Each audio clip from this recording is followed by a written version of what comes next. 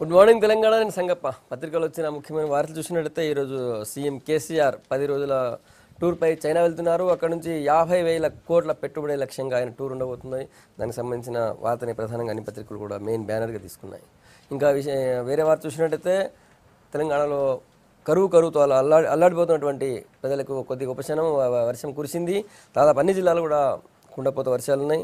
ఇంకా ఈరోజు రేపు కూడా భారీ వర్షాలు పడే అవకాశాలున్నాయని చెప్పి వాతావరణ శాఖ చెప్తుంది. దీనికి సంబంధించిన వార్త కూడా ప్రధానంగా ఉంది. మిగతా వార్తలు చూసినట్టయితే మళ్ళీ రైతు ఆత్మహత్యలు ఇంకా కంటిన్యూ అవుతున్నాయి. నిన్న కూడా 3 రైతులు ఆత్మహత్య చేసుకున్నారు.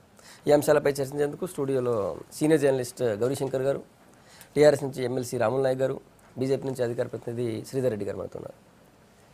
గౌరీశంకర్ గారు, సీఎం టూర్ 10 గంటలకి ఫ్లైట్ టేకప్ అవుతుంది, స్పెషల్ ఫ్లైట్. సో 10 రోజులు ఉంటారని చైనాలో. పారిశ్రామికంగా బాగా అభివృద్ధి చెందిన దేశం కదా, మరి మన రాష్ట్రానికి ఎలాంటి లాభం చేకూరే అవకాశం ఉంటుంది? ముఖ్యంగా ఎన్ని పెట్టుబడులు వచ్చే అవకాశం ఉంటుంది? ఎట్లుంటుంది? లేదు, వారం రోజులు టూర్ ఇది యాక్చువల్లీ. లైక్ 16th మళ్ళీ రిటర్న్ అవుతున్నట్టు. కానీ బాగానే ఉంటుంది. ఒకటి వరల్డ్ ఎకనామిక్ ఫోరంలో ఉంటే వరల్డ్లో టాప్ లీడర్స్ కానీ ఇండస్ట్రియలిస్ట్ కానీ అందరినీ కలవచ్చు ఒక దగ్గర. డెఫినెట్ ఇప్పుడు 50,000 తన టార్గెట్ 50,000 కోట్ల పెట్టుబడి టార్గెట్ ఉంది. ఆ టార్గెట్ వస్తుందా లేదా that's different thing. But definitely ఒక ప్రయత్నం అయితే చేయాలి. అంటే మనకు అనుకూలమైన ఇండస్ట్రీస్ ఎక్కడెక్కడ మనకు అవసరం ఉన్నాయో, ఇక్కడ పెట్టుబడిదారులు కూడా వాళ్ళకు కూడా అనుకూలం ఉందా ఎన్విరాన్మెంట్ ప్రకారము, అవి తెచ్చుకుంటే బాగానే ఉంటుంది ఇండస్ట్రీస్. ఎందుకంటే డెఫినెట్లీ ఒక కొత్త రాష్ట్రము మనకు డెఫినెట్ పెట్టుబడులు ఉంటే రేపు ఎంప్లాయ్మెంట్ జనరేషన్ అవుతుంది, రాష్ట్రం కూడా డెవలప్మెంట్ అవుతుంది అనుకుంటుంది. కానీ ఇంతకుముందు కూడా చూసాం మనం చాలాసార్లు మనం టూర్స్ వెళ్ళాక వాళ్ళకు మళ్ళీ ఫాలోఅప్ కూడా చేసుకోవాల్సి వస్తుంది. ఎందుకంటే ఒకసారి వాళ్ళకు ఇన్వైట్ చేసి వాళ్ళకు ఫాలోఅప్ చేయకుండా కూడా వాళ్ళు పట్టించుకోరు. ఎందుకంటే వాళ్ళకి ఎక్కడ బెస్ట్ ఆపర్చునిటీస్ ఉన్నాయి. ఇంకోటి కూడా అడ్వాంటేజ్ ఏమంటే చైనాలో వెళ్ళక కొన్ని పార్క్స్ బాగున్నాయి అక్కడ, ఇండస్ట్రియల్ పార్క్స్. అంటే గుడ్ ప్రాక్టీసెస్, ఏ దేశంలో అయినా మంచి ప్రాక్టీసెస్ ఉన్నాయి కూడా. వియత్నాంలో కూడా ఒక సింగపూర్ సిటీ లాగా ఒకటి పార్క్ ఒకటి కట్టినది. అయితే మనకు చైనాలో కానీ నేర్చుకోవచ్చు. మనకు వియత్నాంలో ఉన్నాయి కొన్ని మంచి పార్క్స్ ఉన్నాయి, మనకు సింగపూర్ కాన్సెప్ట్ ఉన్నాయి కొన్ని. కాబట్టి ప్రపంచ దేశంలో మంచి ఏవి ఉన్నాయో, మనకు కాన్సెప్ట్స్ ఏవి ఉన్నాయో అలాంటి కాన్సెప్ట్ ఇక్కడ పెట్టుబడి ఇక్కడ ఎస్టాబ్లిష్ చేస్తే బాగానే ఉంటుంది. రైట్. శ్రీధర్ రెడ్డి గారు, ఇక్కడ టీఎస్ఐ పాస్ కూడా చైనా ఇండస్ట్రియల్ పాలసీని చూసే కొద్దిగా అందులో కొన్ని పాయింట్స్ తీసుకున్నారు. సో ఎట్లా ఉండే అవకాశం ఉంటుంది? సీఎం టూర్ రాష్ట్రానికి ఎలాంటి మేలు జరిగే అవకాశం ఉంది? ఇప్పటికే మనం హైదరాబాద్ అనేది విశ్వనగరంగా మనం తీర్చిదిద్దాలని ప్రయత్నం చేస్తూ ఉన్నాం. ఇప్పటికే ఐటీ రంగం కానివ్వండి, ఫార్మా రంగం కానివ్వండి, కొంతమేరకు ఫిల్మ్ ఇండస్ట్రీ 2-3 అంటే రామోజీ ఫిల్మ్ సిటీ కానివ్వండి, ఇవన్నీ ఉన్నాయి. కాబట్టి ఇక్కడికి మన వాతావరణము తర్వాత కనెక్టివిటీ ప్రాపర్గా ఉంది కాబట్టి మంచి అవకాశాలు మన రాష్ట్రానికి అయితే ఉంటాయి, దాంట్లో ఎటువంటి సందేహం లేదు. కాకపోతే టీఎస్ ఐపాస్ నేను మొన్న చూశాను. ఫస్ట్ ఒక 20 సంస్థలకు టీఎస్ ఐపాస్ కింద మీరు ఇంకా ఇచ్చిన పర్మిషన్స్ చూస్తే కొత్త పారిశ్రామిక వర్గాలు లేకపోతే కొత్త పారిశ్రామికవేత్తలు ఏం కనపడలేదు నాకు. అంటే బేసిక్ ఐడియా, నా ఉద్దేశం ఏంటంటే, ఒకటి మేక్ ఇన్ ఇండియా కాన్సెప్ట్లో భాగంగా వివిధ రాష్ట్రాల ముఖ్యమంత్రులు వాళ్ళు కూడా వివిధ దేశాల పర్యటనలు చేసి అక్కడి నుంచి పెట్టుబడులు ఆహ్వానించడం ఒకటి. తర్వాత ఈ టీఎస్ ఐపాస్ అని చెప్పేసి మనం ఆడుకున్నాం కాబట్టి ప్రముఖంగా దాని ద్వారా మన రాష్ట్రంలో ఉన్నటువంటి ఇండస్ట్రియల్ పాలసీ ఇప్పటికే ప్రకటించారు కాబట్టి రాష్ట్రంలో ఉండే ఔత్సాహిక పారిశ్రామికవేత్తలను ప్రోత్సహించడం అనే భాగంలో మాత్రం ఏం ప్రయత్నం జరుగుతున్నట్టు నాకు కనబడట్లేదు. ఒకటి చైనా టూర్ లాంటి టూర్స్ చేయాల్సిందే, దాంట్లో మనకి పెట్టుబడులు రావాలి, తద్వారా మనకు పారిశ్రామిక ఉత్పత్తి పెరిగితే ఉపాధి పెరుగుతుంది తెలంగాణ రాష్ట్రంలో, అంత మేరకు ఓకే. కానీ టీఎస్ ఐపాస్లో మన రాష్ట్రంలో తెలంగాణలో ఇంతకుముందు మనం పారిశ్రామిక వెనుకబడి ఉన్నాం, మన దగ్గర నుంచి ఔత్సాహిక పారిశ్రామికవేత్తలు రారు అని. అది నిజమైంది. మొన్న 20 అనుమతులు చూస్తే హెట్రో డ్రగ్స్ ఎక్స్టెన్షన్, ఆయన మన తెలంగాణ వాడు కాదంటలేను, అరబిందో 1 and 2 ఎక్స్టెన్షన్, తర్వాత ఇంకా కొన్ని ఫార్మా కంపెనీస్కి ఎక్స్టెన్షన్, మహీంద్రాకి ఎక్స్టెన్షన్ యూనిట్స్కి పర్మిషన్స్ అయితే తప్పితే కొత్తగా టీఎస్ ఐపాస్లో ఇవాళ న్యూ ఇండస్ట్రీ పెట్టారు. తెలంగాణ నుంచి ఔత్సాహిక పారిశ్రామికవేత్తలు వచ్చి వాళ్ళ దగ్గర పరిశ్రమలు నెలకొల్పితే వాళ్ళకి సింగిల్ విండో సిస్టంలో పర్మిషన్ దొరికింది. ఆ రకంగా ఇక్కడ కనబడలేదు. మరి బ్యాంకర్ల దగ్గర నుంచి ప్రోత్సాహం దొరకట్లేదా, ప్రభుత్వం నుంచి ప్రోత్సాహం దొరకట్లేదా, లేకపోతే మన ఎంటర్‌ప్రెన్యూర్స్కి ఎవరికి కూడా ఇంకా విశ్వాసం కలగట్లేదా? ఈ విషయంలో కూడా దృష్టి సారించాలి. నేను 2 ట్విన్ అప్రోచ్ మాట్లాడుతూ ఉన్నాను. విదేశీ పర్యటనలు, అక్కడి నుంచి పెట్టుబడులు ఆహ్వానించడం ఒకటి, ఆ పెట్టుబడులు వచ్చి పెద్ద సంస్థలు వచ్చినప్పుడు, ఫర్ ఎగ్జాంపుల్ మన దగ్గర మహీంద్రా ప్లాంట్ ఎప్పుడు మొన్న కూడా కేటీఆర్ గారు చెప్పారు అక్కడ ఎక్స్టెన్షన్ కావాలి మనం చేయాలి. కానీ వీటికి సంబంధించిన అట్లీస్ట్ యాన్సిలరీ యూనిట్స్, వాటికి కావాల్సిన విడిభాగాలు లేకపోతే మరొకటో అవైనా కానీ మనకు చిన్న పారిశ్రామికవేత్తలు జిల్లాల వారీగా గుర్తించి పెట్టించే ప్రయత్నం చేస్తారా? దాంట్లో ఈ టీఎస్ ఐపాస్ పర్మిషన్స్ ద్వారానో లేకపోతే కొత్త ఇండస్ట్రియల్ పాలసీ ద్వారా చేయగలుగుతారా చూడాల్సిన అవసరం ఉంటుంది. ఐఎమ్ సర్ప్రైజింగ్, మొత్తం ఒక్కళ్ళు కూడా అసలు అవన్నీ కూడా పెద్ద పెద్ద కంపెనీలు విదేశీ పెట్టుబడుల కోసం చూస్తే లోకల్ మీరు ఎంకరేజ్ చేయట్లేదా చేయాలని నా ఉద్దేశం. రాములు నాయక్ గారు, అట్లాంటి పరిస్థితి ఉందా? ముఖ్యమంత్రి వేరే వాళ్ళని చూసుకొని ఇక్కడ వాళ్ళని వదిలేస్తున్నారా? అట్లా ఏముండదండి. చైనా పర్యటన ఎందుకు వెళ్తుండే ముఖ్యమంత్రి 10 రోజులు అంటే కొన్ని కంపెనీలు ఇండస్ట్రీస్ రావాలనే ఉద్దేశంతో, అన్ఎంప్లాయ్మెంట్ దూరం కావాలనే ఉద్దేశంతో ఇవాళ ముఖ్యమంత్రి గారు 50,000 కోట్లు పెట్టుబడి తీసుకురావాలనే ఉద్దేశంతో ఇవాళ చైనా పర్యటనకు వెళ్ళడం జరుగుతుంది. అదే భాగంలో ఇప్పుడు ఇండస్ట్రీస్కి సంబంధించింది నేను మొన్న చూశాను. జైరాబాద్ దగ్గర నాల్కల్ మండల్లో దాదాపు 1,200 ఎకరాలు ల్యాండ్ని రాష్ట్ర ప్రభుత్వం ఇండస్ట్రీస్ పరంగా కేటాయించాలనే ఉద్దేశంతో దానికి కొంత బడ్జెట్లో కేటాయించారు. ఇవాళ ఇండస్ట్రీస్ రావాలనే ఉద్దేశంతో కొత్త రాష్ట్రం, కొత్త ప్రభుత్వం అనే కొత్త ఇండస్ట్రీస్, ఈ ఇండస్ట్రీస్ రావాలనే ఉద్దేశంతో ముఖ్యమంత్రి ఇవాళ చైనా పర్యటన చేయడం చాలా మంచి పరిమాణం. రెండవది, ఇవాళ ఇండస్ట్రీస్ ఇక్కడనే ఎక్స్టెన్షన్ అవి కాకుండా కొత్త ఇండస్ట్రీస్కి వెళ్ళడం చైనా పర్యటనలో ఒక భాగం ఇది. ఇవాళ ముఖ్యమంత్రి గారు ఆయన ఎంబడి ఒక టీం వెళ్ళడం, అది అందరం మనం వెల్కమ్ చేయాలి. ఎందుకంటే ప్రయత్నం చేసే దాంట్లో తప్పు లేదు. 50,000 కోట్ల రూపాయలు మనకి ఇండస్ట్రీస్ కనుక వస్తే ఇక్కడ అన్ఎంప్లాయ్మెంట్ కానివ్వండి, హైదరాబాద్ చుట్టుపక్కల మనకి ఇండస్ట్రీస్కి అనుకూలమైన వాతావరణం ఉంది. వాళ్ళు పెట్టుకోవడానికి చాలామంది, మొన్న నేను ముఖ్యమంత్రి దగ్గర కూర్చున్నప్పుడు డిస్కస్లో చైనా పర్యటన గురించి దాదాపు 2-3 గంటల చర్చ జరిగింది. ఇక్కడ కొన్ని ఇండస్ట్రీస్ అయితే మనకు యాచారాం అటువంటి మండల్లో కానీ రంగారెడ్డి జిల్లాలలో కొంత ఇండస్ట్రీస్ 1-2 ముంగట రావడం జరిగింది. దాదాపు 12 ఎకరాలు, 20 ఎకరాలు, 40 ఎకరాలు ఈ విధంగా మాకు ఇస్తే మేము ఇండస్ట్రీస్ పెడతామనే ముందునే చైనా పర్యాటకం ముందే అక్కడికించి ఇండస్ట్రీస్ వాళ్ళు కొంతమంది రావడం, ముఖ్యమంత్రితోటి డిస్కస్ చేయడం, ఇది మంచి. ఇది చూద్దాం ఏమవుతుందో. దాదాపు 50,000 కోట్ల గురించి ఇండస్ట్రీస్ గురించి వెళ్ళడం ఇది మంచి పరిమాణం. రైట్. చర్చలో కాంగ్రెస్ నుంచి సీనియర్ నేత మల్లు గారు వచ్చారు. రవి గారు, మీరేం ఎక్స్పెక్ట్ చేస్తున్నారు? సీఎం టూర్తో రాష్ట్రానికి భారీ పెట్టుబడులు వచ్చి 40,000 ఉపాధి అవకాశాలు పెరుగుతాయి, నిరుద్యోగ సమస్య పోతుంది అనుకోవచ్చా? ఒకప్పుడు గ్లోబలైజేషన్ లేనప్పుడు కేంద్ర ప్రభుత్వంలో ఉన్నటువంటి మంత్రులు ప్రపంచ దేశాల్లో తిరిగి భారతదేశానికి రావాల్సినటువంటి ఇండస్ట్రీస్ తీసుకొచ్చేటటువంటి పరిస్థితి ఉండేది. అయితే 1991 తర్వాత గ్లోబలైజేషన్ న్యూ ఎకానమీ వచ్చిన తర్వాత ఏ రాష్ట్రానికి ఆ రాష్ట్రమే ఇతర దేశాలకు కూడా వెళ్ళి అక్కడ ఉన్నటువంటి ఇండస్ట్రీస్ని వాళ్ళందరినీ మా దగ్గర ఏ రకమైనటువంటి అనుకూలమైన పరిస్థితుల్లో అని చెప్పి పిలుచుకొచ్చేటటువంటి ఒక విధానం. నిన్న మొన్ననే మన పక్కన ఉన్నటువంటి రాష్ట్ర ముఖ్యమంత్రి జపాన్ పోయి అక్కడ జపాన్ నుంచి ఇండస్ట్రీ కావాలని, ఇంకెక్కడ పోయి అక్కడ నుంచి కావాలని అడిగారు. మన ముఖ్యమంత్రి కూడా ఇండస్ట్రీస్కి పోయి తీసుకొని వచ్చి మన దగ్గరికి ఇన్వైట్ చేసేదానికి మాకు ఏ రకమైనటువంటి అభ్యంతరం లేదు. కానీ ప్రాధాన్యత క్రమాన్ని కొంచెం దృష్టిలో పెట్టుకోవాలని మాత్రమే ముఖ్యమంత్రి గారిని అడుగుతున్నాం. ఇవాళ ఉన్నటువంటి ప్రాధాన్యత ఏంటంటే, మొన్న జరిగినటువంటి క్యాబినెట్లో మీరు రాష్ట్రంలో ఉన్నటువంటి కరువును గురించి డిస్కస్ చేయలేదు, రైతుల ఆత్మహత్యల గురించి చేయలేదు. ఇప్పుడు రాష్ట్రంలో ఉన్నటువంటి రైతుల పరిస్థితి రోజు ఏం జరుగుతుందనే దీని మీద మీరు ఒక యాత్ర పెట్టి ఉన్నట్టయితే, ముఖ్యమంత్రి గారే రైతుల గురించి ఒక చిన్న మంత్రులు ఇన్ఛార్జీలు పెట్టి ఆయన ఒక దగ్గరకు పోయి మంత్రులు మీరెవరు చావాల్సిన పరిస్థితి లేదు, ఈ ప్రభుత్వం మీకోసం నిలబడుతుంది అనేటటువంటి భరోసా ఇచ్చే కార్యక్రమాన్ని వదిలిపెట్టి మనకి దీర్ఘకాలికంగా ఉపయోగపడి మన తాత్కాలికంగా రాష్ట్రాన్ని రక్షించుకోవాల్సిన కార్యక్రమం మీద ప్రాధాన్యత లేని కార్యక్రమం జరుగుతుందనే దాని మీదనే మేము వ్యతిరేకిస్తున్నాం తప్ప చైనా పోవటానికి కానీ చైనాలో పోయి మన రాష్ట్రానికి ఇండస్ట్రీస్ రావాలని అడగటం అనేది ఇది that has become a order of the day. అన్ని రాష్ట్రాలకు సంబంధించిన వాళ్ళు పోతున్నారు, మన రాష్ట్రం వాళ్ళు కూడా పోతున్నారు. ఇక మనకు లక్ష్యాలు అంటారు, లక్ష్యాలు ఎన్నైనా పెట్టుకోవచ్చు, దాన్ని మనం చేరుకోవటమే ముఖ్యం. 50,000 కోట్లు 100,000 కోట్లు లేకపోతే ఇవన్నీ చెప్పుకుంటూ పోతే కాదు, దాన్ని తీసుకుని రావడానికి కావాల్సిన ప్రయత్నం చేయాలి. కానీ మనల్ని మనం మన ఇంటిని సరి చేసుకోకుండా వేరే దగ్గర పోయేటటువంటి సమయాన్ని గురించే మేము ఈ సమయంలో ముఖ్యమంత్రి గారు, మంత్రులు, ఎమ్మెల్యేలు, ఇక్కడున్న ప్రజాప్రతినిధులు అందరూ అన్ని పార్టీలతో మీటింగులు పెట్టడం కానీ సబ్ కమిటీ ఒకటి ఏర్పాటు చేయటం కానీ, రైతులు చనిపోకుండా చూడటం కానీ, పంటలు ఎండిపోయిన దాని మీద సర్వే చేయించి దాన్ని కేంద్ర ప్రభుత్వం దగ్గర మనకు నిధులు కావాలంటాం కానీ, పోయిన ఇన్సూరెన్స్ ఇంతవరకు కట్టలేదు. ఆ ఇన్సూరెన్స్ ఎందుకు కట్టడం లేదని ఇక్కడ ఇన్సూరెన్స్ కంపెనీలు కేంద్ర ప్రభుత్వంలో ఉన్నటువంటి మంత్రివర్యులు ఫైనాన్స్ మినిస్టర్తో మాట్లాడి ఇవన్నీ కొంత ప్రాధాన్యత ఉండేటటువంటి కార్యక్రమం. రైతుల ఇష్యూ మేము తీసుకోవాల్సిన అవసరం ఉంది అంటారు రామనాయక్ గారు.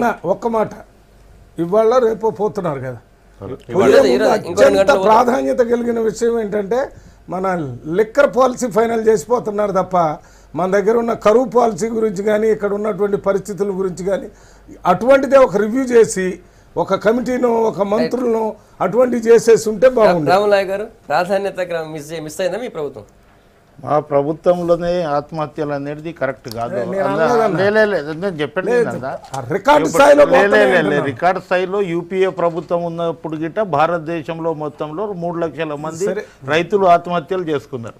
కానీ రైతులు ఆత్మహత్య చేసుకుంటే భరోసా ఇస్తలేదు ఈ ప్రభుత్వం అనేది కరెక్ట్ కాదు. ఇవాళ ఈ ప్రాజెక్టులు కట్టడానికి, రైతులు సస్యశ్యామలంగా ఉండడానికి ప్రాజెక్టుల పనిని మొదలుపెట్టాం. ఇవాళ ఇక్కడికించి వలసలు పోయి మళ్ళీ రైతులు ఏదైతే పంటలు నిన్న రాత్రిలో చూసాం, కొంచెం వర్షం ఇదైంది, ఇంకో 1 మంత్ ఉంది.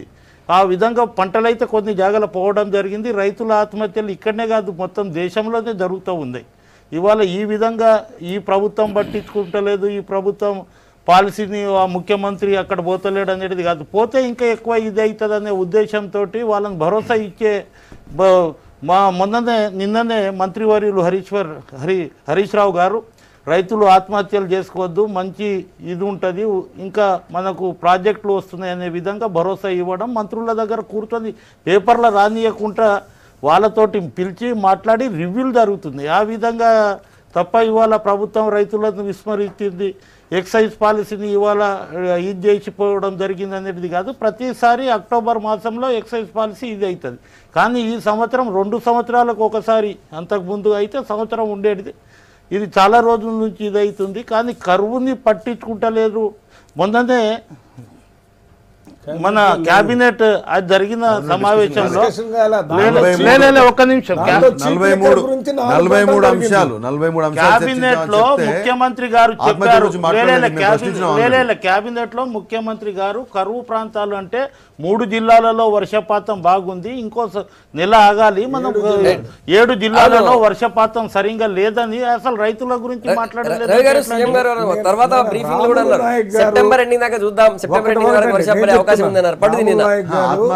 ప్రజల గురించి, రైతుల గురించి తెలియని వ్యక్తి కాదు. పార్టీకి సంబంధించిన విషయాలు వచ్చినప్పుడు పార్టీకి అన్ని పార్టీల వాళ్ళు సపోర్ట్ చేసుకుంటారు. కానీ మొన్న జరిగినటువంటి క్యాబినెట్ మీటింగ్లో సెప్టెంబర్ చివరి దాకా ఎవరో ఒక జర్నలిస్ట్ ప్రశ్నిస్తేనే ప్రెస్ మీట్లో చెప్పారు సెప్టెంబర్ ఆగి చేద్దామని. మీరు ఒక్కసారి చూడండి, రామనాయక్ గారు కానీ లేకపోతే మన విశ్లేషకులు పెద్దలు శంకర్ గారు కానీ వీళ్ళందరినీ పోయి చూడమనండి. ఇప్పుడు వర్షం వచ్చినా ఈ మొక్కజొన్న ఇంత ఎత్తు మాత్రమే పెరిగి ఎండిపోకుండా ఉన్నది అట్లే ఉంటుంది, కంకులు రావు అవి, అట్లే కాటన్ దెబ్బతినిపోయింది, వేరే పంటలన్నీ దెబ్బతిన్నాయి. రైతులు అనేవాళ్ళు ప్రజాప్రతినిధులు ఎక్కడెక్కడ ఎన్నికయ్యారో వాళ్ళందరికీ తెలుసు. ఇవాళ రాములు గారు పని చెప్తున్నారు, సీఎం గారు కానీ వీళ్ళందరూ కూడా పోయి వాళ్ళని భరోసా ఇచ్చి మాట్లాడితే ఇంకా ఎక్కువ చనిపోతారు, ఇంకా నష్టం జరిగిద్ది అనేటటువంటి ఈ సిద్ధాంతం ఇంతవరకు ఎక్కడ మనం వినలేదు. ఎప్పుడైతే ఇబ్బందులు జరుగుతుంటాయో ఏ ప్రభుత్వం ఉన్నా దాన్ని భరోసా ఇచ్చే కార్యక్రమం చేయాలా, దాంతోపాటు మంత్రులు పోవాలా, ఎమ్మెల్యేలు పోవాలా, వాళ్ళంతా. ఇంకోటి ఏంటి, మన కమర్షియల్ బ్యాంక్ అప్పులే కాకుండా ప్రైవేట్ అప్పులు కూడా మేము జాగ్రత్త చేస్తాము, మారిటోరియం ప్రకటిస్తాము, ఇప్పుడు 1 సంవత్సరం దాకా మిమ్మల్ని అడగకుండా చేస్తాము. తాత్కాలికంగా ఆకలి అయ్యేటటువంటి వ్యక్తికి వెంటనే అన్నం పెట్టాలి, అది ఏ కూర ఎంత ఏంటనేది కాదు. వారం రోజుల తర్వాత బిర్యానీ పెడతామంటే అది దీర్ఘకాలిక ప్రణాళిక. అది ఏదో మేము ప్రాజెక్ట్ కడుతున్నామంటే ఎవరు వద్దన్నారు, ఇప్పుడు మన పాలమూరు ప్రాజెక్ట్ కడతాం మేము అంటాం, వద్దంటాం. అది ఎప్పుడు వస్తుందో మీరే చెప్తున్నారు. 4 సంవత్సరాలకు వచ్చేదానికి ఇప్పుడు ఈ పంటలు ఎట్లా, వీటి గురించి మీరు కలెక్టర్లకి లేకపోతే అగ్రికల్చర్ కమిషనర్కి చెప్పి ఆ రిపోర్ట్ తయారు చేసి ఇక్కడ మనకి నష్టపరిహారం సబ్సిడీ ఇన్పుట్ సబ్సిడీ ఇప్పించి అదే రకంగా ఎందుకు ఇవ్వటం లేదు ఇన్సూరెన్స్ పోయిన సంవత్సరం ఒక్క మహబూబ్నగర్ జిల్లాలోనే 1,25,000 ఇన్సూరెన్స్లు కట్టారు. రవి గారు, ఈ వ్యవసాయ రుణాలపై ఎందుకు ఇవ్వటం లేదు? యూనిట్ పరిగణించడంలో చాలా పొరపాటు ఉంది అందులో. పరిగణించినటువంటి దానికి మండల యూనిట్ అంటారు, మండలం మొత్తం కరువు బారిన పడితే తప్ప వాళ్ళు ఇచ్చే పరిస్థితి లేదు. మండలాలే ఎండిపోతున్నాయి. మండలాలు కాదు, జిల్లాలు. వర్షం లేదు, వీళ్ళ చేతిలో లేదు, నా చేతిలో లేదు. ముఖ్యమంత్రి గారి వల్ల వర్షం రావటం వర్షం కరువు చర్యలు మాత్రం అప్పుడున్న ప్రభుత్వమే తీసుకోవాలి. నాట్ ఓన్లీ ఇప్పుడు కరువు గురించే కాదు, కరువుతో పాటు మనం అన్న ఆత్మహత్యల గురించి 43 అంశాలు చర్చించాము ఆ రోజు క్యాబినెట్లో. చాలా పెద్దగా గొప్ప చెప్పినప్పుడు 44వ అంశంగానన్నా రైతుల ఆత్మహత్యలు రాలేదని చెప్పేసి ఆ రోజు ప్రశ్నించినాం మేము. ఎందుకంటే రైతుల ఆత్మహత్యలు ఎవ్రీ డే 7, 6, 4 పెరుగుతూ అవుతా ఉన్నాయి. తర్వాత ఇది రైతు రుణమాఫీ గురించి ఏకకాలంలో చేయాలని చెప్పేసి డిమాండ్కి ప్రభుత్వం దగ్గర నుంచి ఎక్కడ కూడా సమాధానం రావట్లేదు. క్లారిటీ ఏ మంత్రి కూడా మాట్లాడలేదు దాని గురించి. రైతుల రుణమాఫీ పూర్తి స్థాయిలో ఇప్పుడు ఉన్నటువంటి పెండింగ్ అంతా కూడా ప్రతిరోజు ఇంట్రెస్ట్లు లేకపోతే అసలు ఏదో ఒకటి మాట చెప్తున్నారు తప్పితే కనీసం రుణమాఫీ భారం మీరు చూడండి. ఏ పత్రికలో మనం ఎవరి ఆత్మహత్య గురించి మాట్లాడినా కానీ 3 లక్షలు 4 లక్షలు అప్పు ఉంది, దాంట్లో బ్యాంక్ ఇంత అప్పు ఉంది కాబట్టి ఆందోళన చెందుతూ ఉన్నారని. కనీసం బ్యాంకుల వైపు నుంచి మీకు ఒత్తిడి రాదు, దాని గురించి మీరు భయపడాల్సిన అవసరం లేదు. గతంలో ఉన్నటువంటి రుణాన్ని మేము ఏకకాలంలో ఇప్పటికైనా మాఫీ చేసే ప్రయత్నం చేస్తామని చెప్పడం కానీ, క్యాబినెట్లోనే రైతుల ఆత్మహత్యల గురించి మాట్లాడితే చర్చిస్తే దానికి ప్రాధాన్యం అధికారులలో మనసులలో వేరే ఉంటుంది. అధికారులు వేరేలాగా దాన్ని ప్రయత్నం చేసే అవకాశం ఉంటుంది. కానీ అక్కడ పట్టించుకోవట్లేదు. అంటే అసలు రైతుల ఆత్మహత్యల గురించి మాట్లాడాలంటే అదే బాంబును పట్టుకున్నట్టు, అదో కాగుడిన అంశం అయినట్టు, అది మాట్లాడితే ప్రభుత్వం ఇప్పటికిప్పుడే పడిపోద్దన్న టైపులో కంప్లీట్గా మేమే ఓన్ చేసుకోవాలి ఈ పరిస్థితి అనేటువంటి పద్ధతి వాళ్ళ మనసులలో ఉంది.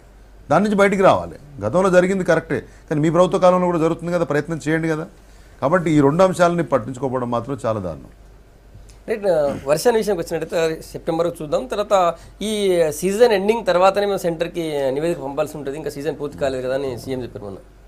అంటే ముఖ్యమంత్రి గారి ఆర్గ్యుమెంట్ అంటే based on this metrological report ఏముంది వాళ్ళకు త్రీ డిస్ట్రిక్ట్స్లో ఆదిలాబాద్, నిజామాబాద్, ఇంకా ఖమ్మం అనుకుంటాం 3 డిస్ట్రిక్ట్లలో నార్మల్ రెయిన్ఫాల్ ఉంది, వేరే డిస్ట్రిక్ట్లో డెఫిసిట్ రెయిన్ఫాల్ ఉంది. మనకు సెప్టెంబర్ వరకు రెయిన్ఫాల్ పడవచ్చు కవర్. కానీ ఆల్రెడీ క్రాప్ సీజన్ ఆల్మోస్ట్ అయిపోయింది. చాలా చోట్ల క్రాప్ ఎండిపోయినాయి. ఈవెన్ రైతులు మనకు లీజ్కి ఇచ్చినా కూడా చాలా మంది లీజ్కి ఇవ్వలేకపోయింది, ఎందుకంటే గ్రౌండ్ వాటర్ లేదు. తెలంగాణ మొత్తం డిపెండ్ అయ్యేది మనకు గ్రౌండ్ వాటర్ మీదే. మన దగ్గర 26 లక్షల బోర్వెల్స్ ఉన్నాయి. చాలా చోట్ల బోర్వెల్ ఎండిపోయినాయి, అసలు కౌలు కూడా ఇవ్వలేదు పోయింది. కానీ పశువులకు గడ్డి కావాలన్నా కూడా నీళ్ళు లేకుండా పోయింది. అలాంటప్పుడు ఏంటంటే అసలు ఓవరాల్గా కాంప్రహెన్సివ్ పాలసీ గవర్నమెంట్ తీసుకోవాలి, స్టేట్ సెంట్రల్ గవర్నమెంట్ కలిసి చేయాల్సి వస్తుంది. ఎందుకంటే ప్రతిసారి 10 మంది చనిపోయాగానే వాళ్ళకు 1 లక్ష కాంపన్సేషన్ చేసిపోతే నడవదు ఇది. ఎందుకంటే ఇది కంటిన్యూస్గా ఉంది. ఇప్పుడు మనకి 1998 నుంచి మనకు లెక్కలు చూస్తూ ఉన్నాం, కంటిన్యూస్ మనకి రికార్డులో ఉన్నాయి. ప్రతి సంవత్సరం ఆత్మహత్యలు జరుగుతూనే ఉన్నాయి. బేసిక్గా ఏంటంటే క్రాప్ ఇన్సూరెన్స్ మనం స్కీమ్ మనం ప్రతిష్టం చేయాలి. ½ ఎకర్ అయినా కానీ 1 ఎకర్లో కూడా ఎవరైనా రైతు పంట వేస్తే నష్టమైతే క్రాప్ ఇన్సూరెన్స్ ఇవ్వాలి. ఇప్పుడు మనకు చిన్న కార్ యాక్సిడెంట్ అయినా, మోటార్ సైకిల్ యాక్సిడెంట్ అయినా కూడా మనకి ఇమీడియట్ కాంపన్సేషన్ వస్తుంది.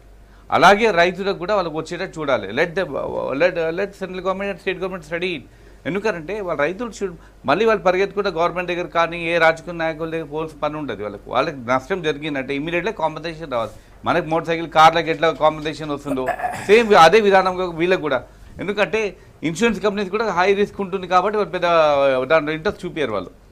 కాబట్టి సెంట్రల్ గవర్నమెంట్ స్టేట్ గవర్నమెంట్ కలిసి డెఫినెట్గా వాళ్ళకి రైతులకు 1 ఎకరా వేసినా కూడా 1 ఎకరా నష్టం జరిగినట్టు ఇమీడియట్గా వాళ్ళకి కాంపన్సేషన్ వచ్చేట్టుగా ఆ ఫెసిలిటీ క్రియేట్ చేసే వరకు ఈ పంచాయతీ నడుస్తూ ఉంటుంది. ఇంకోటి వాళ్ళకి నాణ్యమైన మార్కెటింగ్ ఒక్కటే, రైతుకు ఒక్కటే ఇష్యూ కాదు. మనకు ఈ నీళ్లు కావాలి, కరెంట్ కావాలి, సీడ్స్ కావాలి, మార్కెటింగ్ ఫెసిలిటీస్ కావాలి. ఇప్పుడు మొన్న చూడండి టమాటాలు ఎట్లా ఇది మన టీవీలో చూపిస్తూ ఉంటే ట్రక్ టమాటాలు తీసుకుపోయి పడేస్తూ ఉన్నారు. అని గిట్టుబాటు ధర లేకపోతే ఏం చేస్తారు? అక్కడ మార్కెట్లో ₹1, ₹2 లెక్క అక్కడ ఓపెన్ మార్కెట్లో దొరికి టమాటాలు దొరుకుతుండే, అక్కడ సిటీకి తీసుకొచ్చే వరకు ₹10 దాకా అవుతుంది. వాళ్ళకి ఏం లాభం ఉంటుంది వాళ్ళకు? కాబట్టి మార్కెట్ అక్కడ ఏం చేయాలి? అలాంటప్పుడు ఏంటంటే అక్కడ సపోజ్ ఒక ప్రాంతంలో టమాటాలు ఎక్కువ పెరుగుతున్నాయంటే అక్కడ టమాటా డెఫినెట్ ఆగ్రో ఇండస్ట్రీస్ ఏదైనా చిన్న పెట్టియాలి వాళ్ళకు. టమాటా ఈ కెచప్ ఇండస్ట్రీస్ కానీ వేరే ఆగ్రో ఫుడ్ ప్రాసెసింగ్ ఇండస్ట్రీస్ అలాంటివి పెట్టుకుంటే డెఫినెట్గా రైతులకు బెనిఫిట్ అవుతుంది. అది లేకుంటే మనకు మళ్ళీ ఏదో మనకి ఇమీడియట్లీ వాళ్ళకి ఏదైనా రైతు ఆత్మహత్య జరగగానే 1 లక్షన్నర చేయాలి, మళ్ళీ అక్కడికి ఎండ్ అయిపోతుంది. ఇది కంటిన్యూస్ అవుతుంది. I think somewhere they have to put a full stop. అన్న ఒక్క నిమిషం పాలసీ విషయంలో నష్టం జరిగి రైతులకి ఇవ్వటం లేదనే దాని మీద అది వేరే చర్చ. ఈ ఉన్న పాలసీలోనే అసలు ఇన్సూరెన్స్ ఇవ్వటం లేదు. ఇప్పుడు ఉన్న పాలసీని ఇంప్లిమెంట్ చేయడానికి రాష్ట్ర ప్రభుత్వంలో ఉన్న కమిషనర్ అగ్రికల్చర్ కానీ, సెక్రటరీ అగ్రికల్చర్ కానీ, మినిస్టర్ కానీ కేంద్ర ప్రభుత్వానికి సంబంధించిన ఇన్సూరెన్స్కి కావాల్సిన ఇన్పుట్స్ ఇచ్చి అక్కడి నుంచి మనకు రావాల్సినటువంటి డబ్బు తీసుకునేటటువంటి కార్యక్రమం మేము ఎన్నిసార్లు పోయినా ప్రభుత్వం నుంచి అది రాలేదు, మా దగ్గర స్టాఫ్ లేదు, ఇదే చెప్తున్నారు. పోయిన సంవత్సరం ఇన్సూరెన్స్ కూడా ఇవ్వలేదు. మీరు చెప్పినట్టుగా ఇవాళ మండల స్థాయిలోనే ఉంది, మండలాలే కాదు జిల్లా స్థాయిలోనే కరువు ఉంది. ఇప్పుడు దాన్ని ఏమంటాం రాదు, అది మనం చెప్పి తీసుకునేటటువంటి కార్యక్రమం ఉంది. ఇప్పుడు కట్టిన దానికి కూడా వస్తుందా లేదా అని చూడండి. రైతులు దీని మీద కూడా ఆందోళన చెందుతున్నారు. ఒక్క మాట, ఇవాళ ప్రతిపక్షాలన్నీ కూడా కరువు గురించి, రైతుల ఆత్మహత్యల గురించి పెద్ద ఆందోళన చేస్తున్నాయి. ఈ రోజు కాంగ్రెస్ పార్టీ ప్రతి జిల్లా దగ్గర కూడా ఆందోళన కార్యక్రమం ఉంది. ఈ రోజే ముఖ్యమంత్రి గారు చైనా పోతున్నారు. ఇక్కడ దీని గురించి పట్టించుకొని మరి ఇక రేపు నుంచి మళ్ళీ బీజేపీ ఉంది, రేపు సిపిఐ ఉంది, ఇంకా సిపిఎం ఉంది.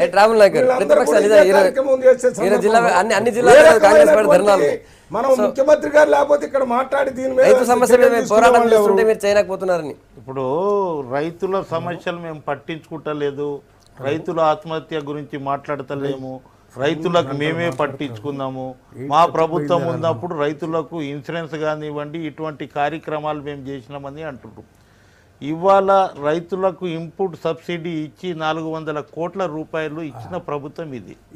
ఇవాళ రైతులకు అంతకుముందు ఒక నిమిషం నాకు మీరు మాట్లాడినప్పుడు నేను ఉన్నా కదా 400 మీరు ఏంటంటే మీరు మా వాళ్ళు శాసనసభ్యులు అడిగితే ఇదే కిరణ్ కుమార్ రెడ్డి తొక్కుంటే వెళ్ళిపోయిండు అవి చెప్పారు మీరు. ఇవాళ రైతుల గురించి మేము లేదు, రైతుల గురించి మేము పట్టించుకుంటలేదు. రైతులు విత్తనాల గురించి అండి, విత్తనాలు ఏదైతే వర్షం పడితే లాఠీ చార్జ్ చేసిన ప్రభుత్వాలు ఉన్నాయి. చెప్పులు పెట్టుకొని లైన్లలో రైతులు ఉంటుండే. ఇవాళ ఆ పరిస్థితి లేదు. రైతులకు మేము భరోసా ఇస్తున్నాం. ఇది కొత్త రాష్ట్రం, కొత్త ప్రభుత్వం, కొత్త ముఖ్యమంత్రి, మనకు ప్రాజెక్టులు వస్తున్నాయి. మనకు మీరు అప్పుల గురించి మాట్లాడే మీరు అధైర్యంగా ఇది చేసుకోవద్దు. మీరు బ్యాంకులలో ఇవాళ బ్యాంక్ లోన్స్ గిట్ట సెకండ్ ఇన్స్టాల్మెంట్ గిట్ట ఇచ్చేయడం జరిగింది. రెండవది మా వ్యవసాయ శాఖ మంత్రి ప్రతి జిల్లాలలో తిరిగి రైతు యాత్ర, రైతు భరోసాగా వారు మాట్లాడుతున్నారు. అసలు మేము రైతులనే ఇది చేస్తలేము. మేము మొన్న డిడిఆర్సి మీటింగ్ల గిట్ట కేంద్ర ప్రభుత్వం ఇన్సూరెన్స్ గురించి ఇక్కడ రైతులతోటి కట్టించుకుంటున్నారు డబ్బులు, కానీ అది రిలీజ్ చేస్తలేరు. మేము ఎందుకు కట్టాలి? ప్రభుత్వం ఒక ఉత్తరం రాసి అక్కడ ఇది చేయడం జరుగుతుంది, కానీ ఇవాళ రైతుల గురించి మేము అసలే పట్టించుకుంటలేము. కాంగ్రెస్ పార్టీ పట్టించుకుంటుంది. రవి గారు లిక్కర్ పాలసీ ఫైనల్ అయింది, లిక్కర్ పాలసీ ఫైనల్ అయింది. కాకపోతే ఉన్న పాత విధానాన్ని కొనసాగిస్తున్నాం అంటున్నారు. ఎట్లుండే అవకాశం ఉంటుంది? రాష్ట్రానికి అన్ని రాష్ట్రాలలాగే మన రాష్ట్రం కూడా లిక్కర్ అంటే ఎక్సైజ్ ఆదాయం మీద ఎక్కువగా ఎక్స్పెక్ట్ పెట్టుకునే పరిస్థితి. పాత విధానం అనే దాని మీద మేము అభ్యంతరం చెప్పలేదు, కానీ మీ విధానమే కదా అది, మీ విధానం కాబట్టి ఎందుకు చెప్తారు? ఇంకా చీప్ లిక్కర్ దాని మీద వద్దని చెప్పాము, దాని మీద వెనక్కి పోయినామని ముఖ్యమంత్రి గారు చెప్పారు. నెంబర్ 1, ఎంతవరకు వీలు ఉంటే అంతవరకు ఆ షాపుల్ని ప్రజలకి మరీ ముందుకు పోకుండా తగ్గించాలంటున్నాం. మళ్ళీ చిన్న షాపులు వేరే పెట్టాలని చెప్పి మళ్ళీ ఒకటి చెప్తున్నారు పేపర్లో. అది కాదు, ఇంకోటి ఏదో ఒక షాపులు ఇవి కాకుండా వేరే షాపులని పేరు వచ్చింది. అది చదివాను, దాన్ని ఏంటో ఇంకా మాకు అర్థం కాలేదు. ఏదో ఆ చీప్ లిక్కర్ ఆఫ్ చేసి మళ్ళీ ఇది ఒక కార్యక్రమం పెట్టకుండా మామూలుగా ప్రజలకు ఎందుకు చెప్తున్నాం అంటే అన్న, ఒక ఊళ్ళో ఒక వ్యక్తి పనికి పోయి వచ్చేవారికి పక్క ఊళ్ళో ఉన్న షాపుకో ఎక్కడికో పోయి తెచ్చుకోవాలంటే కొద్దిగా ఆగుతాడు. ఎదురుగునే పెట్టుంటే ఇది తెచ్చుకొని తాగుతాడు అనే దాని మీదనే ఇది చేస్తున్నాం. మొత్తం ఆఫ్ చేయటం వీలు పడదని ఇంతకుముందు ఎక్సైజ్ పాలసీలన్నీ కొన్ని ఫెయిల్ అయినాయి, ఇంప్లిమెంట్ చేసి మరి ఇది పెట్టుకుంటున్నారు. దీని మీద స్లోగా తగ్గించుకుంటూ పోవాలనేది ఉద్దేశం, అది జరిపించాలనేదే మా కోరిక. దీని మీద రెవెన్యూ కోసమే ఎక్సైజ్ అనేటటువంటి ఆలోచన రానియకుండా చూడాలి. అవన్నీ ఏ రకంగా చేస్తారో చూసి అసలు అంటే మళ్ళీ అన్న ఊరుకొస్తారు, కానీ రెవెన్యూ కోసమే ఎక్సైజ్ అనేటువంటి పద్ధతిని తీసుకొచ్చిందే కాంగ్రెస్ పార్టీ. టార్గెట్లు పెట్టి మరి ఎక్సైజ్ అధికారులు వచ్చి వైన్ షాప్ల ముందు ఉండి బ్రాండ్స్ పరిస్థితి ఉండేది మన దగ్గర. కాకపోతే మీరు అన్నట్టు ఆ 15-16 గ్రామాలల్లో మండలంలో 15-16 షాపులకి ఇప్పుడు కూడా మరి ఇంకా పాలసీలో ప్రొవిజన్ ఉంటే మాత్రం దాన్ని విత్డ్రా చేసుకోవాలి. నెంబర్ 1. నెంబర్ 2, 2 సంవత్సరాలు ఇస్తున్నారు ఒకటేసారి 20-25% పెంచి 2 సంవత్సరాలు ఒకటేసారి ఇస్తా అంటున్నారు. మరి అది ఏ రకంగా సమంజసం నాకు అర్థం కాలేదు. ఎందుకంటే 1 year తర్వాత మళ్ళీ 100% ఆదాయం వచ్చినప్పుడు దాని ఆ లైసెన్స్ మీద ఇప్పుడే 25% మాత్రమే పెంచి 2 yearsకి ఇవ్వడము, ఎప్పటికప్పుడు కొత్త వాళ్ళకి అవకాశం ఇవ్వచ్చు కదా. దాంట్లో పర్పస్ అనేది సాల్వ్ అవుతుందో లేదో కనపడలేదు. కాకపోతే చీప్ లిక్కర్ వెనక తీసుకునేందుకు మాత్రము కొంతమేరకు ప్రజలు సంతోషంగా ఉంటారు, దాంట్లో మీద డౌట్ లేదు. కానీ మళ్ళీ మీరు ఆ చీప్ లిక్కర్ తీసేసిన తర్వాత గుడుంబా మీద ఉక్కుపాదం మోపకపోతే మోపకపోతే చెప్పడం వేరు, తర్వాత చేయడం వేరు. మోపకపోతే మళ్ళీ బెల్ట్ షాప్ల సంస్కృతిని ప్రోత్సహిస్తే మాత్రము ఎక్కడ వేసిన గొంగలు అక్కడే ఉంటుంది. రైట్, మీరు లాస్ట్ వస్తాం. మీరు రామన్ నాయక్ గారు, ఇప్పుడు ఎక్సైజ్ పాలసీ యుద్ధ విధంగా జరుగుతుంది. గత ప్రభుత్వాలు చేసిన దానికే ప్రభుత్వం ఇంకోసారి ఏదైతే ఇంకా ఆర్థికంగా ఇది చేయాలనే ఉద్దేశం ఉంటే చేంజ్ చేస్తుండే. కానీ ఇవాళ 2 సంవత్సరాలకు ఒకసారి అనేది అది చేయడం జరిగింది. ఇంతకుముందు ప్రభుత్వాలలో అయితే చీప్ లిక్కర్ అసలు ఎంత అంటే చీప్ లిక్కర్ మేము చేసింది కాదు. చీప్ లిక్కర్ గత ప్రభుత్వం నుంచే ఇంట్రడ్యూస్ చేసిర్రు జనాలకు. కొత్తగా ప్రభుత్వం వచ్చి ఇంకో బ్రాండ్ ఏదన్నా చేసిర్రా అంటే చేయలేదు. అంతకు ముందే ఉన్నాయి అవి చీప్ లిక్కర్లు. కానీ ముఖ్యమంత్రి గారు ఒక గుడంబ మీద ఈ గిరిజనులు చాలా ప్రాణాలకు ఇదవుతుర్రు, అనారోగ్యానికి గురి అవుతుర్రు, చనిపోతుర్రు పిల్లలు. ఈ విధంగా ఆ తాండలలో గిరిజన గూడాలలో అనేది ఒక ఆలోచన చేస్తే దానికి ప్రతిపక్షాలు అన్నీ కలిసి చీప్ లిక్కర్ తీసుకొస్తున్న ముఖ్యమంత్రి. కానీ గుడంబ ఎట్లా ఆపాలనేది చెప్పలే వాళ్ళు. గుడంబ ఆపడం అంటే ఇవాళ దాదాపు ఒక జిల్లాలోనే 1,72,000 మంది 25 నుంచి 30 సంవత్సరాల లోపు ఉన్న వయసులో చనిపోయిన వాళ్ళు ఉన్నారు, వీడియోస్ ఉన్నారు. 5 లక్షల పైన కేసులు ఉన్నాయి. ఇటువంటిది ప్రతిపక్షంలో ఉండి ఏ పార్టీలు మాట్లాడలే. కానీ ముఖ్యమంత్రి చీప్ లిక్కర్ తీసుకొస్తుండు, ఆందోళన చేస్తున్నారు. ఏదో స్వీట్లు పంచుకొని చీప్ లిక్కర్ ఎంతకు తీసుకురాని పెద్ద ఎత్తున బాణాసంచులు కాల్చి ఊరేగింపులు తీస్తే ఇవాళ సంస్కృతి ప్రభుత్వం ఇవాళ చీప్ లిక్కర్ పెట్టిందే గత ప్రభుత్వం. ఎక్సైజ్ పాలసీ ఎక్కువ డబ్బులు తీసుకుందే గత ప్రభుత్వాలు. అవి చెప్పకుండా ఇవాళ మేము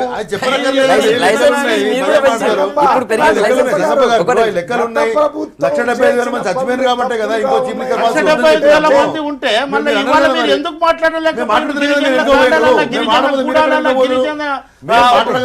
చనిపోతున్నారు? 5 లక్షల మంది మీద కేసులు ఉన్నాయి. ఇవాళ గుడంబ పెట్టి ఎవరు సంపాదించారు? వద్దు అని చెప్పినాము. చీప్ లిక్కర్ వద్దని ఎవరు ప్రతిపక్షాలు చెప్పారు.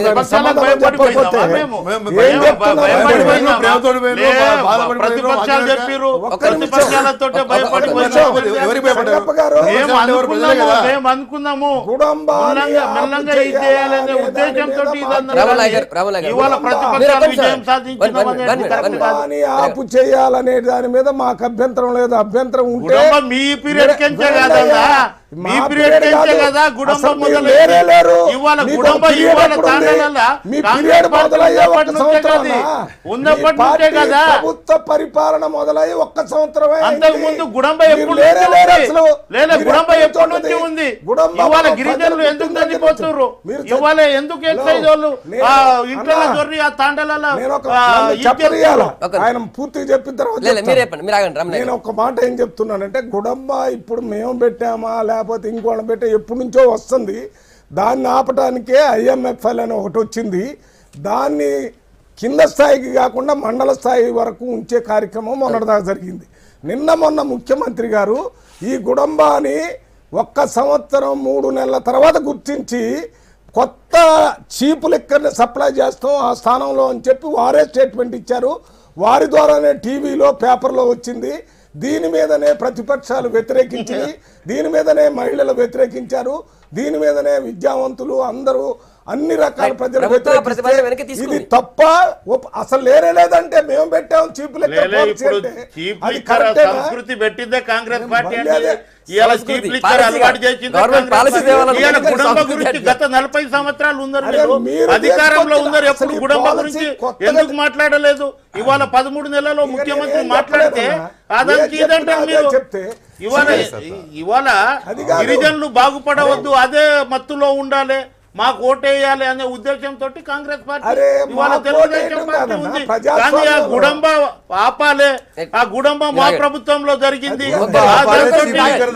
చీప్ లిక్కర్ మేము పెట్టింది కాదు, చీప్ లిక్కర్ గత ప్రభుత్వాలు పెట్టింది. తాగాలని కొత్త పాలసీ పెట్టేందుకు వ్యతిరేకం చేశాం. గుడంబారా అనారోగ్యంతో వాళ్ళు చనిపోవాలి, ఆరోగ్యంగా ఉండవద్దు మీ- అనే మీరు- పద్ధతిలో అంటే చీప్ లిక్కర్ మాట్లాడుతున్నారు. తాగితే ఆరోగ్యంగా ఉంటారని అంటే సర్టిఫికేట్ ఇస్తారా? చీప్ ఎట్లా? లిక్కర్ మేము పెట్టలేదండి.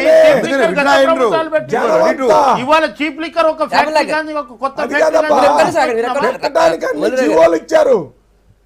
ఈ చీప్ లిక్కర్ ఇంప్లిమెంట్ చేయడానికి జీవో ఎక్కడెక్కడ బీర్లు ఎట్ట తయారు చేయాలా ఏంటి పాలసీ జీవోలు వచ్చేసినాయి. అరే బీర్లు అయితే అప్పటి నుంచే ఉన్నాయి. సరే, ఒక్క నిమిషం. గౌరీశంకర్ గారు 1 minute. రవి గారు ఒక్క నిమిషం. చీప్ లిక్కర్ కోసం ఏ జీవో రకంగా రాలేదు. సప్లై ప్రతిపాదన చేయాలి? జీవో రాలేదండి, జీవో జీవో రాలేదు. ప్రతిపాదించారు కానీ ఇచ్చారన్న ఎక్కడ- అది. లేలే ప్రతిపాదించారన్న అయ్యా, జీవో ఎక్కడ రాలేదు, ప్రతిపాదించారు, బయటికి జీవో రాలేదు. వచ్చింది. ఒక్క నిమిషం. ప్రతిపాదించారు. అంతా ఏదో గౌరీశంకర్ గారు ప్రతిపక్షాలకు పేపర్లో భయపడి వచ్చింది. issue ఉంది, లేలే, మర్చిపోతున్నారు. ప్రతిపక్షాలకు మేము భయపడి ఒకటే మేము సంగప్ప. మేము విజయం సాధించినామంటే అది కరెక్ట్ కాదు. రామలాగా- రవి మేము గారు కనిపెట్టలేదు. చీప్ లిక్కర్ అనేటటువంటి ఒక పదాన్ని కొత్తగా ప్రజల ముందుకు తీసుకొచ్చింది టిఆర్ఎస్ పార్టీ. అది కూడా 1 సంవత్సరం 3 నెలల తర్వాత కనిపెట్టారు. గుడంబాన్ని ఆఫ్ చేసి అరే అది చీప్ లిక్కర్ కనబడి ఇయ్యాలని. పెడితే అది ఇది చేయాలన్నా అది ఎప్పుడు- రూపమాపడానికి ఎప్పుడు- ప్రయత్నం అరే, చేయాలి. ఆ పేపర్ ఎప్పుడు ఒక దగ్గర సార్ చేయాలి. మీ చీప్ లిక్కర్ కోసమే గుడంబా అనేది కనిపెట్టారు. లిక్కర్ మీరు. గతం ఈ ప్రభుత్వాలు మీ చీప్ చేసినాయి, లిక్కర్ అవి పెట్టాలని అలవాటు చేసినాయి, గుడంబా, బెల్ట్ గుడంబా షాపులు అని. రవి గారు, పెట్టించినాయి. రవి గారు, లేలే ఒక షాప్ కు 10-15 బెల్ట్ షాపులు అరే పెట్టి ఇప్పుడు ఆఫ్ చేయయ్యా. అందు గురించే నువ్వు కదా ఆపాలా? ఇవి కొత్త ఏం సిస్టమ్ ఆపుతున్నారు? తీసుకొస్తే అంతకంటే ప్రతిదీ ఎక్కువ రాజకీయం ఏం పాలసీ చేస్తే ఆపుతున్నారు? దాని వల్ల అయిపోయింది కదా. ఎంత నష్టం జరుగుతుందని అప్పుడు ఎన్నికలప్పుడు ఆ అందరు ప్రతిపాదనకే ప్రజలు వెనక్కి వ్యతిరేకిస్తున్నారు. గవర్నమెంట్. అన్ని కూడా ఆఫ్ ప్రతిపాదన చేశాము. వెనక్కి ఆ గవర్నమెంట్ వెనకకే లేలే, పోయింది. ప్రతిపాదన వెనక్కి ప్రతిపక్షాలకు పోయింది కరెక్టే. భయపడి కాదు, ప్రతిపాదన వెనుకబోయింది ప్రభుత్వము, అందరం చెప్పినాము. ప్రజలకు అన్న, భయపడలేరా? లేదా ప్రతిపక్షాలకు ఎందుకు భయపడి భయపడరా లేదా? ఏదో ప్రజా సంఘాలకు భయపడి వెనుక తీయడం, మరి అదాన్ని దేనికోసం ర్యాలీ భయపడరు? తీసుకోవడం, ప్రజలకు ఇది కరెక్ట్ భయపడలేదు. కాదు. దేని- ప్రజలకు రైట్, కాదు. ఫైనల్ గా? ఇవి ప్రజలకు కాదండి. మరి ఇలా భయపడలేదు. ఉన్నప్పుడు మెల్లగా గౌరీశంకర్ గారు చేస్తాము. సార్ 1 minute, 1 ఏది minute. మెల్లగా రవి గారు, ఉద్యమం జరుగుతుంటే వెనక్కి పోయి రవి గారు, ఎక్కడ రవి గారు, ఉద్యమాలు జరిగినాయి అన్న? ఎక్కడ ఎక్సైజ్ ఉద్యమాలు పాలసీలో జరిగినాయి? ఎక్కడ బహుశా ఇదైంది? 1 minute, రవి గారు ఒకటే విషయం. మనకి ఉద్యమాలు కనపడవు. ఉద్యమాల ప్రజల ప్రభుత్వం ప్రజా- అండి, ఉద్యమం కెంచి వచ్చిన ప్రభుత్వం ఇక ఇది. వాళ్ళు ఒక్కరి ఉద్యమాల సారి ప్రభుత్వం ఆగండి. కాదు, అరే, ఉద్యమాల ఉద్యమాల ప్రభుత్వం ఇది. పాలసీలో ఇంకొక కొత్త ఉద్యమాల పాయింట్ ఉంది. ప్రభుత్వం రవి గారు కాదు, శ్రీధర్ ప్రజల గారు ప్రభుత్వం ఇది, ప్రజా ప్రభుత్వం. ఇంకొక పాయింట్ ఉంది. ఈ వైన్ షాప్లది తర్వాత బార్లది టైం పెంచేటువంటి ప్రతిపాదన కూడా ఉంది.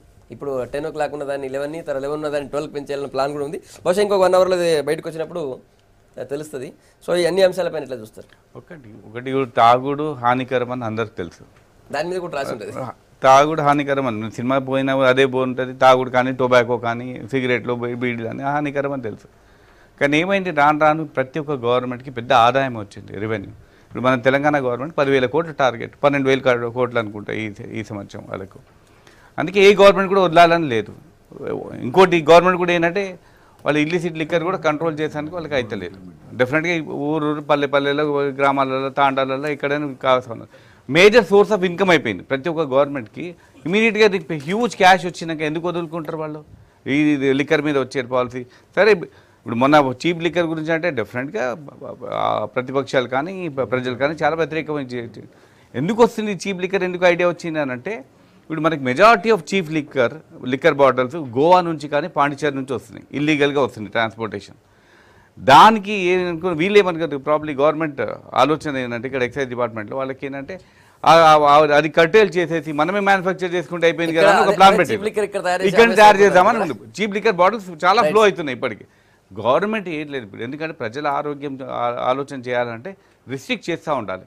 మనకు రాను ఒక స్టెప్ బై స్టెప్. అసలు ప్రొహిబిషన్ అండ్ ఎక్సైజ్ డిపార్ట్మెంట్ పేరుకే ఉందని, కానీ ప్రొహిబిషన్ యాక్టివిటీ లేదు. టైమింగ్ అనేది సరే ఇప్పుడు మెట్రో సిటీస్లో పర్వాలేదు, బట్ దాన్ని మనం ఇప్పటికీ ఆగుతున్నదా? మనం ఒకవేళ గవర్నమెంట్ ప్రొవిజన్ ప్రాపర్గా అమలు చేస్తే ఇప్పటికి మీరు ఓన్లీ పొద్దున 7ంటికి ఓపెన్, మియాపూర్ పోదాం, ఇప్పుడు 7ంటికి షాపులు ఓపెన్ అయి ఉంటాయి చాలా. కాబట్టి ప్రొహిబిషన్ అనేది ప్రాపర్గా ఉంటే బట్ కొంత కంట్రోల్ అవేర్నెస్ క్రియేట్ చేస్తే సెల్ఫ్ కంట్రోల్ తప్పితే 11 పని ఇప్పటికే 12 చాలా నడుస్తున్నాయి. ఎక్సైజ్ ని ఆదాయం కోసమే చూసుకుంటున్నారా, ఆదాయం వనరుగా చూస్తున్నారు? ఇప్పుడు 10 గంటల వరకు 11 గంటల వరకు భారీ షాపులు ఉంటాయండి. 11, 12 వరకు గిట్ట కొన్ని బార్ షాపులు ఉంటాయి, చూస్తూ ఉంటాము. ఆ పోలీసు వాళ్ళు వస్తారు, బంద్ చేపిస్తారు, తాగినోని పట్టుకుంటారు. ఈ విధంగా లేలే అందు గురించి లేలే ఇంతకు ముందు కాదండి, ఇప్పుడు వచ్చింది కాదు, ఇది గతంలో నుంచే ఉన్న సిస్టమ్ ఇది. కానీ ఇప్పుడే తెలంగాణ ప్రభుత్వం లేదా ఆ సిస్టానికే ఇప్పుడు ఏదైతే ఉందో తాగేటోడు ఎట్లన్నా తాగుతాడండి. మనం నీవు నేను ఎవరు చెప్పినా ఇది కరెక్ట్ కాదు. ఇవాళ పండుగలు వస్తే ఇంత సారా, ఇంత కూర, ఇంత కార ఉండేటట్లు ఉంది జనాలు. అది అరే పండుగల అది తాగకపోతే పండుగనే కాదనే పరిస్థితి ఉంది. తాండలలో నేను పోయి చెప్తున్నా, సారా మానండి, సంసారం కాపాడుకోండి.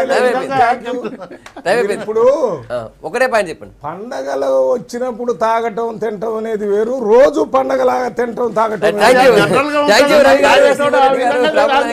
గౌరీశంకర్ గారు గుడ్ మార్నింగ్ తెలంగాణ. మార్నింగ్ మళ్ళీ ఇదే టైం కలుద్దాం. Stay tune.